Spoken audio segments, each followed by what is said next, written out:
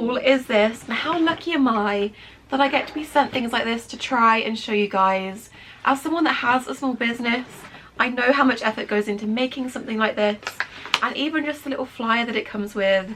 As one person doing all of the graphics, that's going to take a long time as well, so everything in here is so well thought out. Please go and check them out if you are interested. It doesn't just have to be for hamsters. All of this is also suitable for mice as well, so it's happyhamstery.com, and they have also given me a discount code which is Emiology10, and that will get you $10 off, or I guess the equivalent in whatever currency you're using.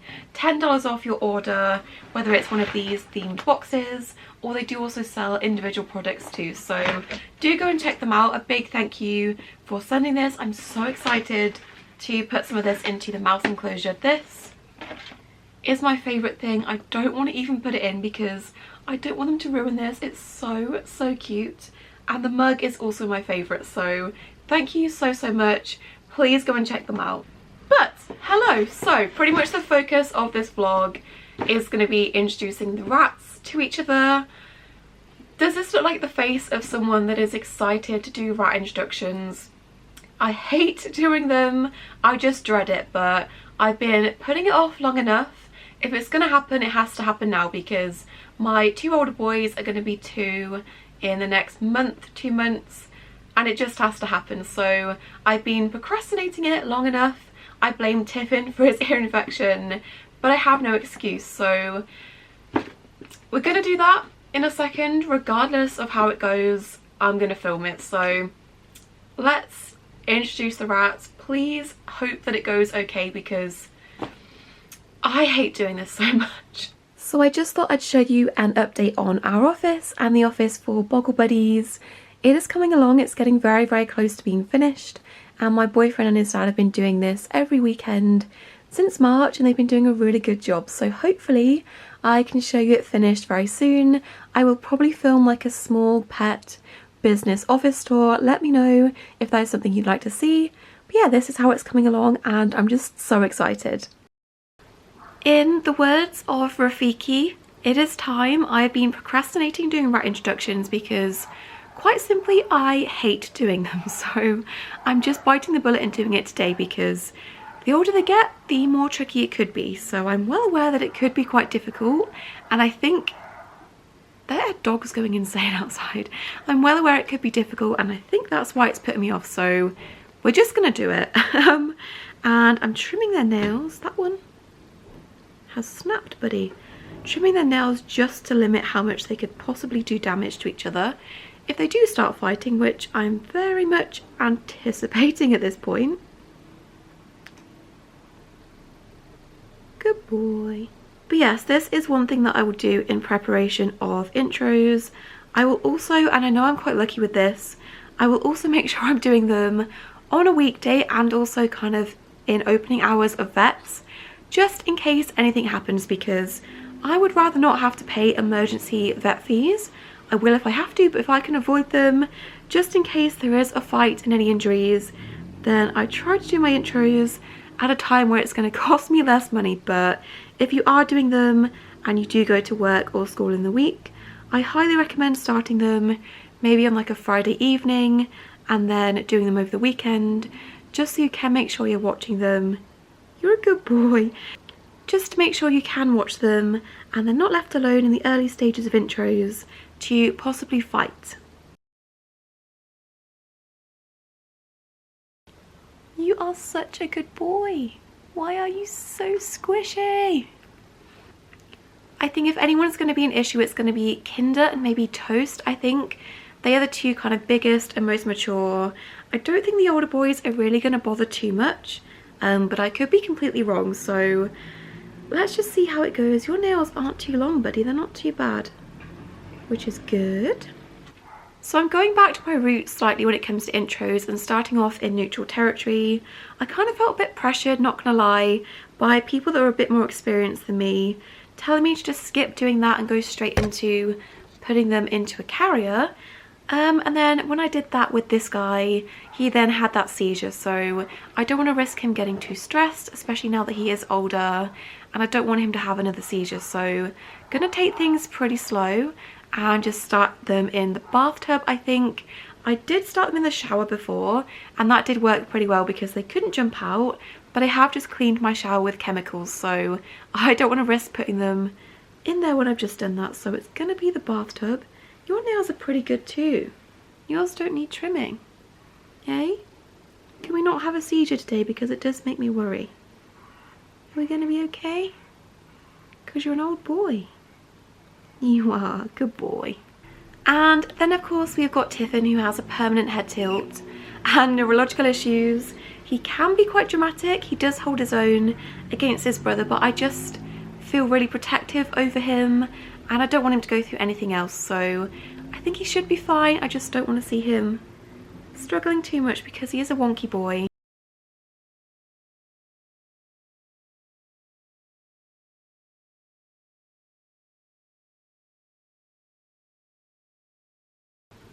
Look how big he is now. He's honestly like a fully grown rat. You are huge.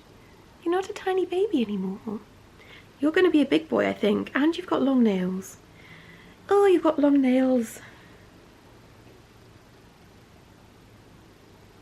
That is a long one. You've got talons. You have. Good job I'm trimming them because they would have done damage. Okay. Snip. Snip. And snip. Yay! All done. Squish test. You are so cute.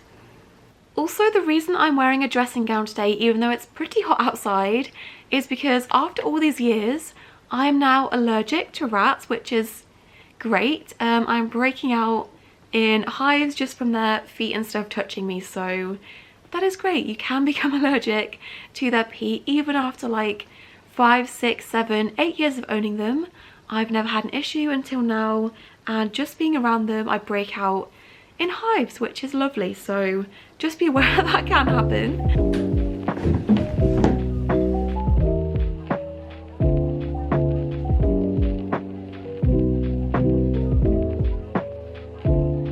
Ugh, here goes. Honestly, it doesn't matter how many times I do this, my heart is still pounding, and it's not my pots. I hate doing intros. Oh, I hate it. Right, next.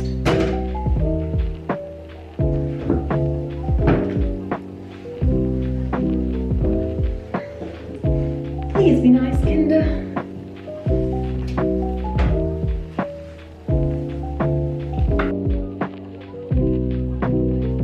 Well, this is very uneventful. Good boys.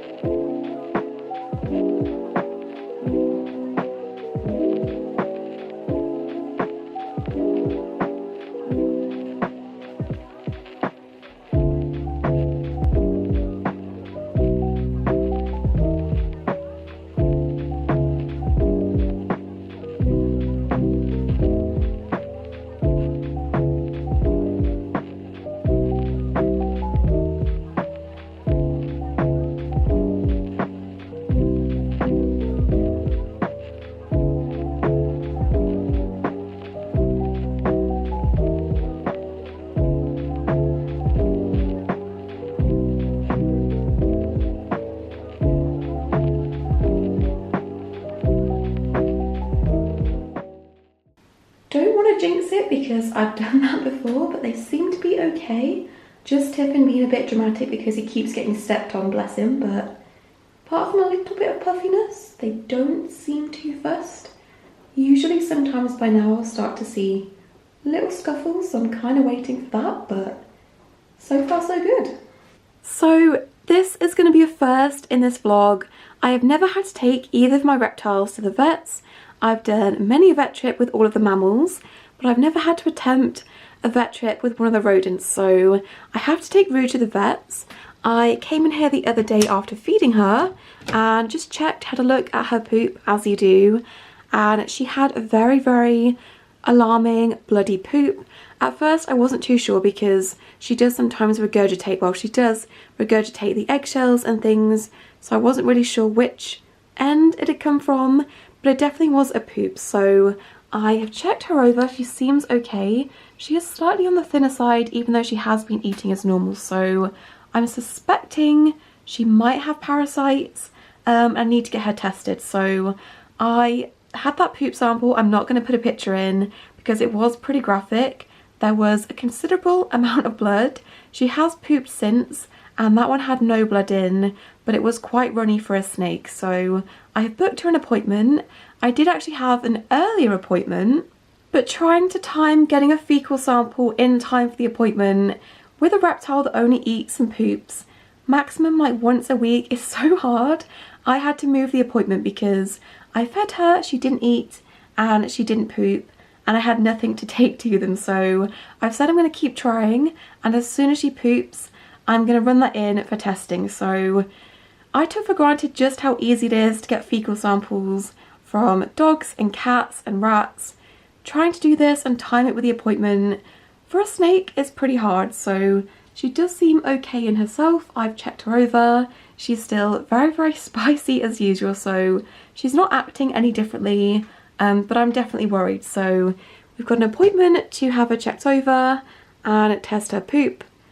But this was the last thing I expected. Honestly, I expect issues with the other pets. This one has been a bit of a curveball, but I'm going to take her to the vets, and that's going to be an experience because I've never had to take any of my reptiles to the vets before, so I need to get some sort of carrier sorted. We've got an appointment in a couple of days. I'm just hoping and praying that before then she poops, so I actually have something to take with me.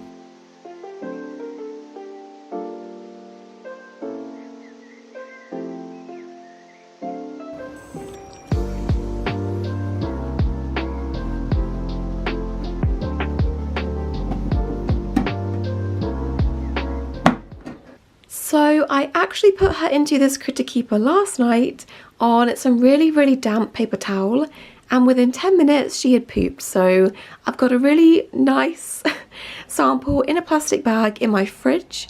I did get a sample 2 days ago that was not really good because it was just the urate. So this one, skip ahead like 10-15 seconds if you don't want to see a bag of snake poop that has got blood on it.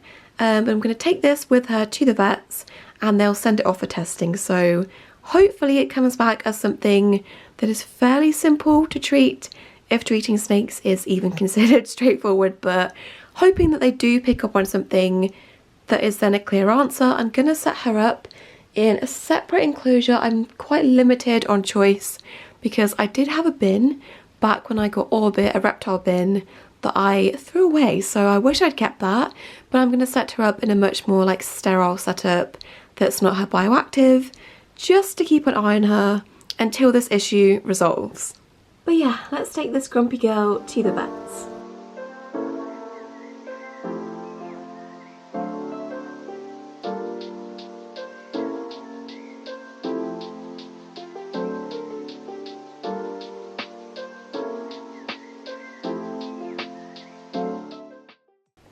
So I apologise if it's very echoey, I'm in my bathroom again, but I usually have an in-between stage in intros where I do a smaller cage, a smaller like terrible hamster cage, but when I went to get that to move them on to the next step, I realised I put it together with all of my like spare cages and rescue supplies that I've moved to the farm to store. Obviously when I eventually move there and have everything set up and stored there, I just needed it all out of the house because I had accumulated so much stuff for the small animal rescue, like cages, guinea pig supplies and things, that I just can't physically store it all here. So, oh, you've got a poopy butt.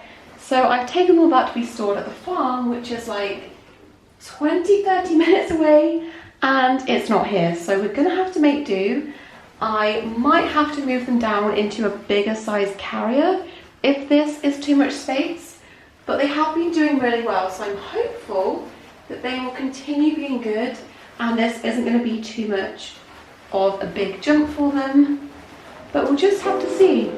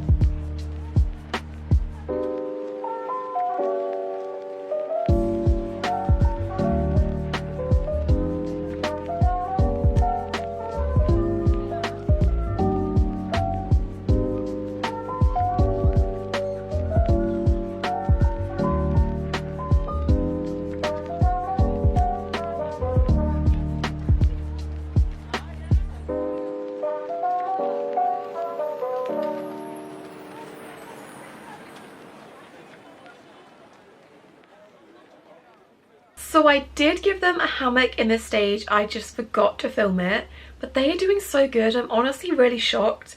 I kind of expect the worst with intros, just from the track record of how bad they've been in the past. And honestly, the entire thing probably could have been done in like 2 days because they have been so good, but I don't want to rush it. So they have now moved on to the next step, which is half of my permanent cage. And here is that clip.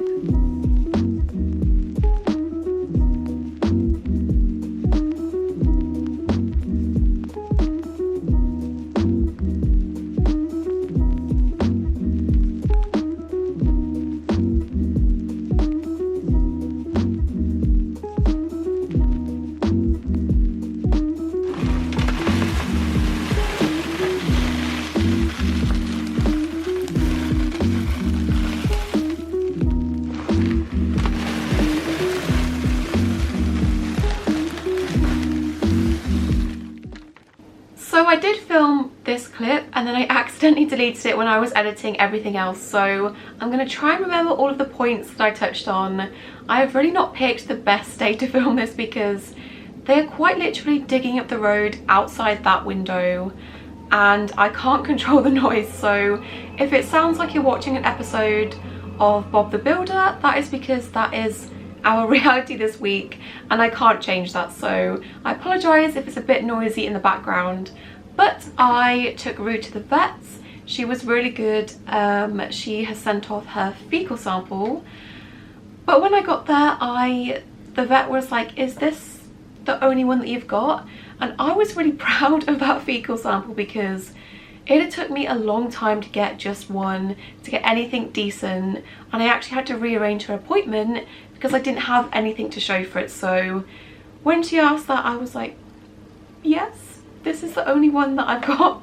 So apparently in reptiles, and I guess in other pets as well, you want to have at least 3 different samples to send off, just to have a big enough sample size to actually find anything. And I asked how long I was supposed to keep this in my fridge at home, maximum, before sending it off, because I was worried that I wasn't going to be able to get it in quick enough. And she said you want to collect the samples and then keep them for up to a week at home. But I don't know any snakes that are pooping 3 times a week. She eats maybe once a week, every 2 weeks if possible. There's no way I'm getting like 3 poops from her, so just getting the one was a big enough struggle. So she did say that I could spend all of this money sending off, getting the fecal sample, and it might come back inconclusive because I've not got enough poop to send off. So knowing my luck, it's probably going to do that, but hopefully not. So yeah, they sent off for the fecal sample and just generally checked her over. She said that she still looks really bright and active, which is good. She obviously has lost a bit of weight, and they did the cutest thing. I don't know why this made me so emotional and like almost tear up. I know she's a snake, she probably hates me, doesn't care about me at all, but she's still one of my babies. So they did like the ultrasound heart Doppler thing on her, and hearing her little heartbeat fill the room, you don't really ever expect to have to hear your snake's heartbeat at any point, so that was pretty cute. But yeah, the vet said the results should come back in about 10 days or so, so hopefully she doesn't decline too much in those 10 days waiting for the results.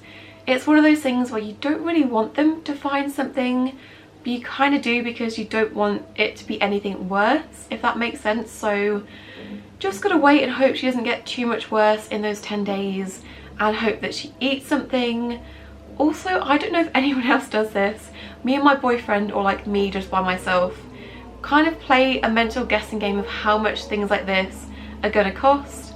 I have no idea. Sometimes I guessed around 110, 150 pounds maybe. It did sting a bit. It was 220 just for the initial consultation and to send this off without any treatment.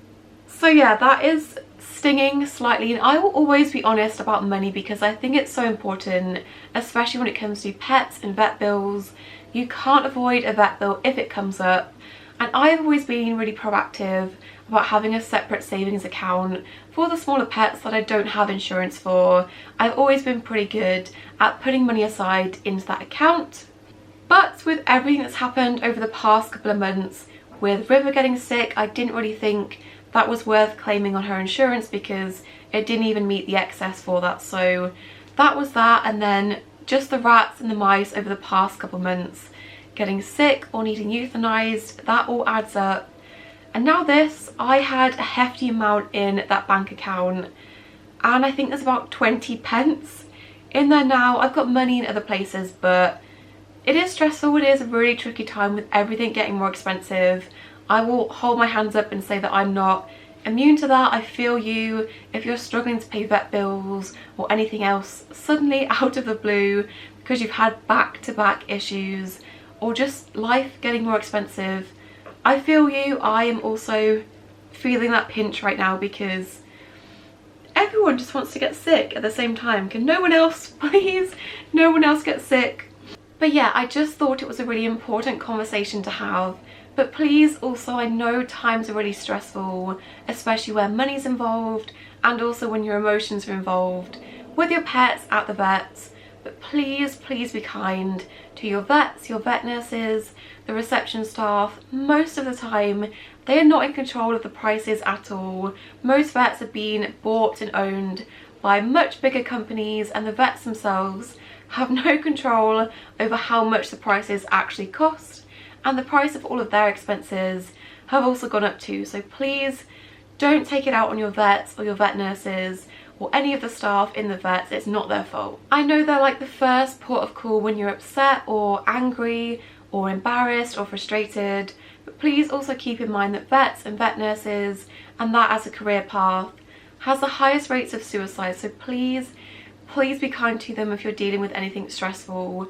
They are also under a huge amount of stress, so just keep that in mind. When I was paying my £200, £220 in the vets the other day, inside I was dying slightly, but I was tapping my card contactless with a smile because it's not their fault. They can't control how much anything costs, and it's my responsibility for getting a pet in the first place, so I was just doing it with a smile whilst dying inside, but not their fault.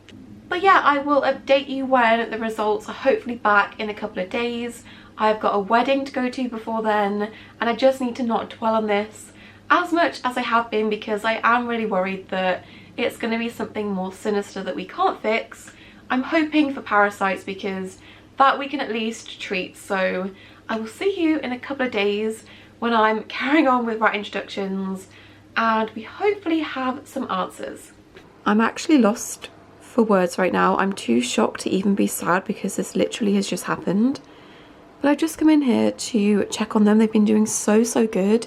They've been getting a few items and stuff to share between themselves, and I was actually considering giving them the entire cage today because they've been doing so well. I've not seen any disagreements apart from, you know, the original toast humping kinder thing, but I just came in and Polo was lying like kind of back there, covered up in the bedding, and instantly I just knew that he was gone. I'm not gonna show you him, but he is down there. I don't even know what to say. That was the least I expected that to happen, to be honest. He was perfectly fine. I was in here last night messing around with them, giving them a bunch of treats because they have felt really bad. I hate doing intros. I hate that they can't have everything they usually have, so they've been getting extra treats from me. And he took a bunch of treats last night, completely fine. Nothing that I saw that I was worried about. I've been so focused on Crumpet because he's on medication that I just assumed the others were completely fine. So I think it was something very sudden, like a heart attack or something, because I was in here about 12 o'clock, 11 o'clock last night, completely fine, and I think he's been gone a while, so it must have just happened after I said goodnight to them for the night. So yeah, I have no idea what to say. I'm so shocked. But yeah, that has just happened, so I will check back in with you in regards to intros when I've mentally dealt with the fact that this has happened, because I don't even know what to say. I've just taken a bunch of his fur and his whiskers and I've put it in a bottle. I'm really... Guys, can we not be play fighting right now? This is probably going to affect the dynamics of them in intros as well, but I've just taken this and I'm fairly sure I have done a painting with him when he was younger. I can't even think straight right now, but I've just taken this and I'm going to say goodbye.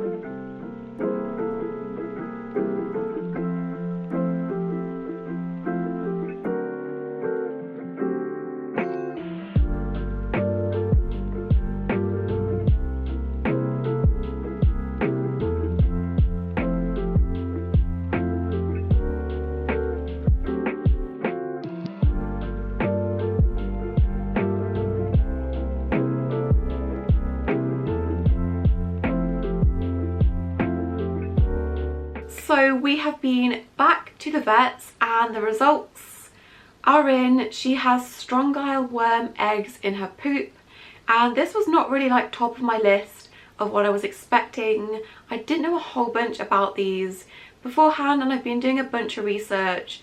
Most of the research does tend to be in humans and horses, not so much on it in reptiles, I found anyway, so it can pass to humans. I'm being super careful and washing my hands anytime I touch anything to do with her anyway, so hopefully I do not end up with worms as well, because we just don't want to deal with that. So that is what they have found in her poop.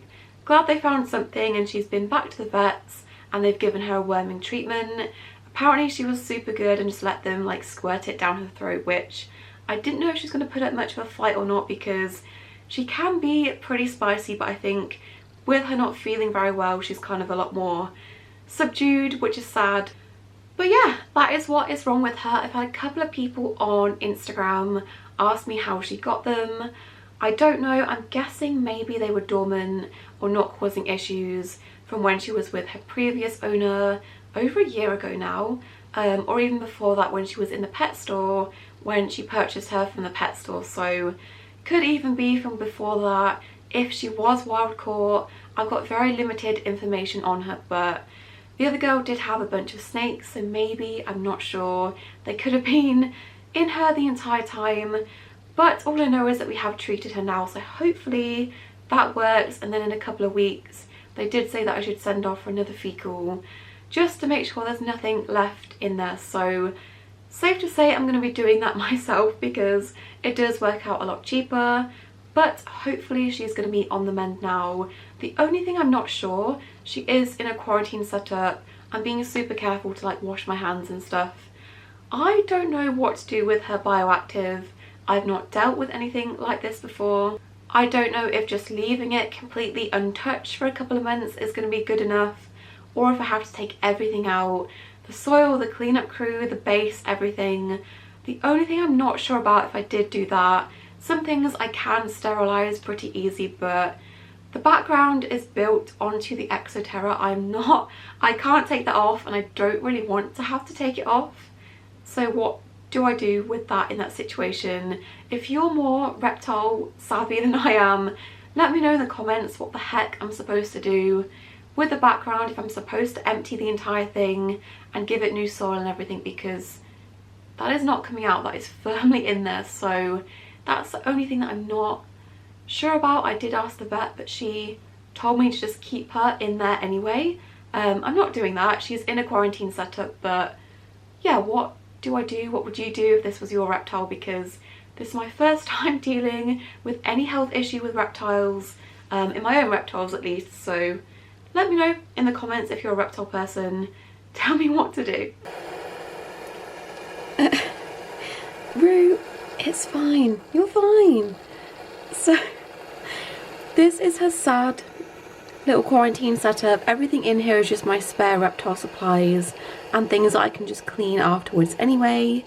But she's finally eaten. You're not going to be able to see this very well.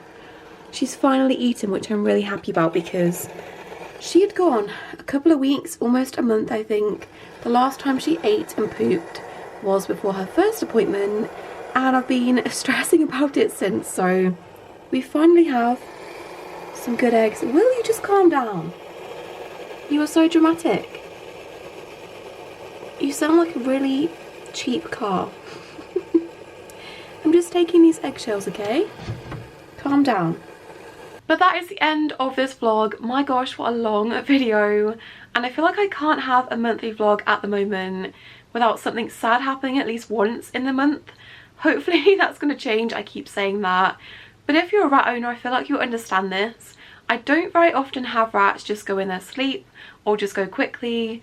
Rats tend to suffer on and have a lot of illnesses. You have to take them back and forth to the vets for. Polo, I had no signs of anything wrong with him. He just passed away in his sleep, which as a rat owner you can't really hope for anything else, because it's quick, it's painless. I didn't see him suffer at all beforehand, and he was really enjoying the other rats. So really can't hope for anything more with them when they do tend to have such awful health issues sometimes. But it was a massive shock, and he was such a cuddly, squishy boy, as you've seen in this video. And I still don't think I've really processed that he's not here. I keep putting in the same amount of food for all of them and expecting him when I open the door, which just takes a bit of a while to get used to. But I hope you guys have enjoyed this video regardless. I know it's been a very long one. I hope you guys have had a good October, and of course a big thank you to all of my channel members. I'll put the names of the rat here on screen. I've not really had anything very interesting to update you guys on this month, but thank you still for your massive support by supporting us and the channel. And of course don't forget to subscribe, and I'll see you in my next video. Bye!